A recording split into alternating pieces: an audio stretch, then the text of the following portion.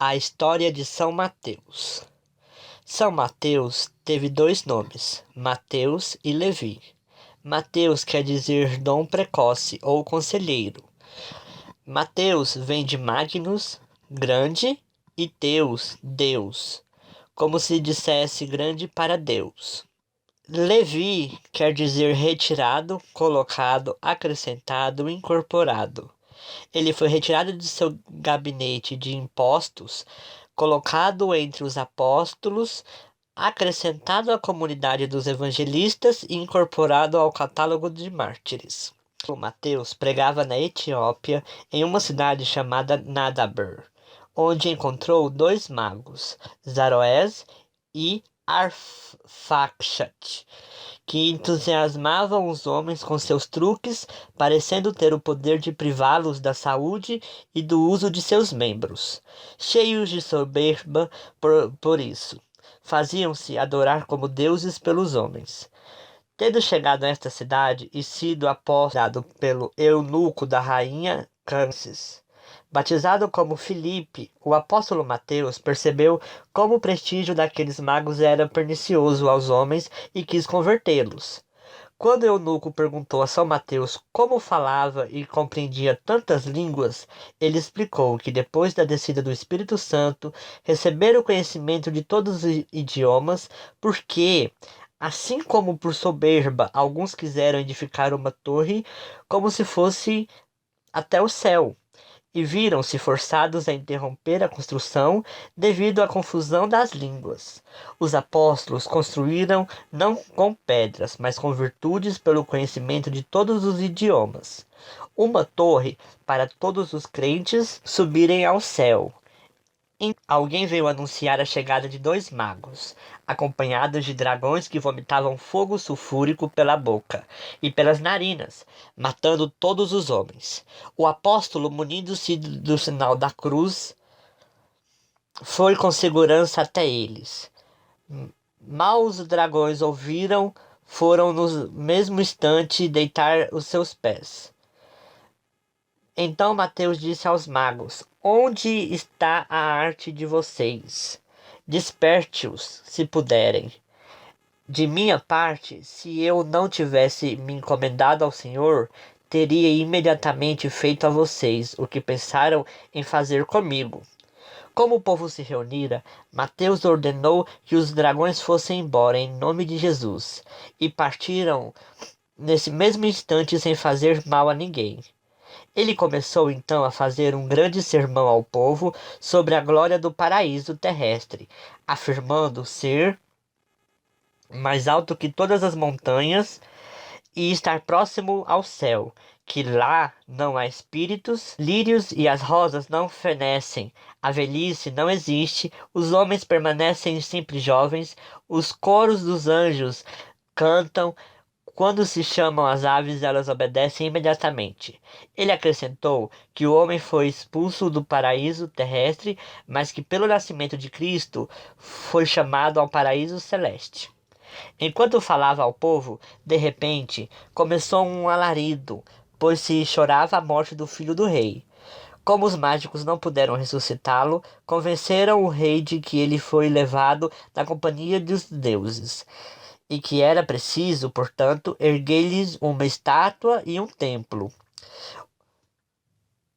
O citado eunuco mandou vigiar os magos e convocou o apóstolo, que depois de ter orado, no mesmo instante ressuscitou o jovem. Por causa disso, o rei, que se chamava Egipo, mandou divulgar em todas as suas províncias: Venham ver um Deus oculto sobre os traços de um homem.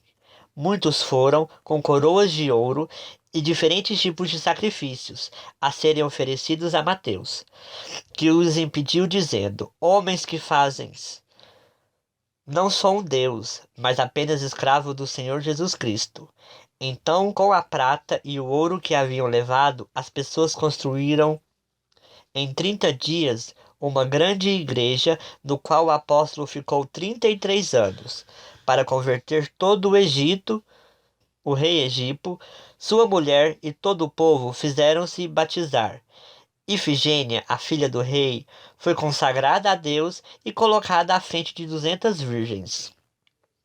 Depois disso, Ístaco sucedeu o rei, enamorou-se da mencionada virgem e prometeu ao apóstolo metade de seu reino, caso ele a fizesse aceitá-lo em casamento. O apóstolo disse que fosse domingo à igreja como seu predecessor, para, em presença de Efigênia e das outras virgens, ouvir sobre os benefícios de um casamento. O rei apressou-se a ir alegremente, supondo que o apóstolo queria aconselhar o casamento a Efigênia. Quando as virgens e todo o povo estavam reunidos, ele falou longamente sobre as vantagens do casamento e foi muito elogiado pelo rei, crente que o apóstolo dizia aquilo para animar a virgem e levá-la a se casar. Depois de pedir que se fizesse silêncio, ele retomou o sermão dizendo: o casamento é uma boa coisa quando nele se mantém a fidelidade. Saibam os presentes que se um escravo tivesse a presunção de raptar a esposa do rei, não apenas ofenderia o rei, como também mereceria a morte. Não por ter se casado, mas porque convencer a esposa de seu senhor a violar seu matrimônio.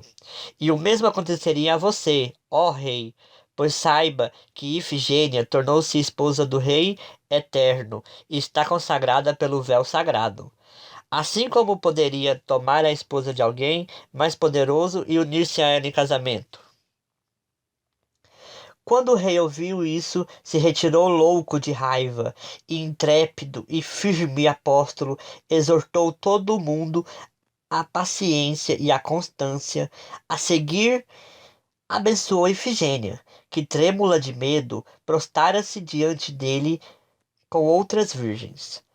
Quando a missa solene terminou, o rei enviou um carrasco que com sua espada atingiu Mateus, que se encontrara orando de pé diante do altar e com os braços estendidos para o céu, e assim fez dele um mártir. Sabendo disso, o povo correu ao palácio do rei para incendiá-lo, e foi com dificuldade que os padres e diáconos puderam contê-lo. Depois se celebrou com alegria o martírio do apóstolo. Como o rei não conseguia por nenhum meio mudar a resolução de Ifigênia, apesar da insistência dos magos e das mulheres que eram enviadas para isso, mandou acender fogo em volta da casa dela para queimá-la, junto com outras virgens. Mas o apóstolo apareceu e afastou o fogo, que atingiu e consumiu o palácio inteiro do rei. Só conseguiram escapar o rei e seu filho único, que porém foi imediatamente possuído pelo demônio e correu ao sepulcro do apóstolo, confessando os crimes de seu pai. Este foi atacado por uma lepra horrível, que não podia ser curada, e ele se matou com a própria espada. O povo colocou como rei o irmão de Efigênia, que fora batizado pelo apóstolo. Ele reinou 70 anos e foi depois substituído por seu filho, que ampliou bastante o culto cristão e encheu toda a Etiópia de igrejas em honra ao Cristo. Quanto a Zarões e Arfaxade, desde o dia em que o apóstolo ressuscitou o filho do rei, fugiram para a Pérsia, mas foram ali vencidos por Simão e Judas.